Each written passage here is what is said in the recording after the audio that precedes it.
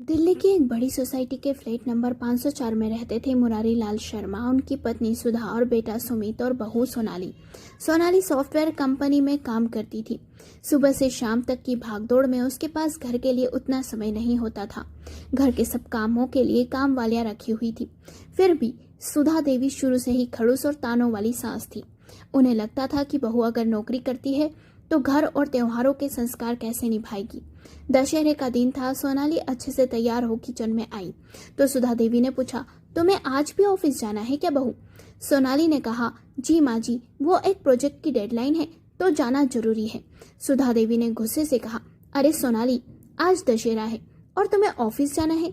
पड़ोस की बहुएं तो घर सजाने और मिठाइयाँ बनाने में लगी है और एक हमारी बहू है, वो बस पैसों की मशीन बनी रहती है। क्या घर की इज्जत अब ऐसे चलेगी? सोनाली हल्की मुस्कान देकर बोली, माँ जी, थोड़ी देर के लिए ऑफिस जाऊंगी लेकिन पूजा भी करूंगी और घर भी सजाऊंगी। सुधा देवी ने व्यंग किया, हाँ हाँ जरूर करना। पिछली बार जैसे दिवाली में 2 दिए जला दिए थे और समझा दिया था कि काम पूरा हो गया। मुरारी लाल भी पत्नी का समर्थन करते हुए बोले, सुधा ठीक कह रही है बहू, ये त्योहार नौकरी से ज्यादा जरूरी होते हैं। सोनाली चुप रही लेकिन उसके मन में गहरी चुभन हुई। ऑफिस से लौटते ही सोनाली ने जल्दी जल्दी घर सजाया, लाइट लगाई, पूजा की तैयारी की और सबको बुलाया। पूजा खत्म होने के बाद सब बैठ गए। बाहर मैदान में रावण दहन देखने की तैयारी थी।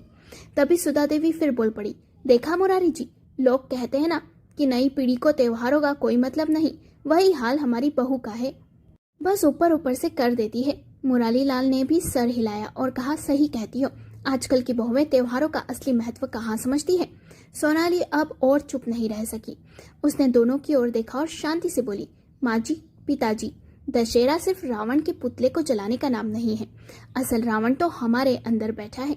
गुस्सा, नफरत, ताना मारना, अहंकार, ये सब असली रावण है। अगर हम इन्हें न जलाए तो बाहर के रावण को जलाने का क्या मतलब? आप कहते हैं मैं नौकरी करती हूँ इसलिए घर नहीं देख पाती, लेकिन क्या कभी आपने सोचा है कि मैं नौकरी क्यों करती हूँ? ताकि परिवार को बेहतर जीवन दे सकूं।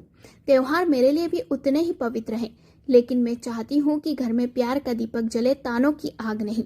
उसकी बात सुनकर सुधा देवी और मुरारी लाल दोनों चुप हो गए।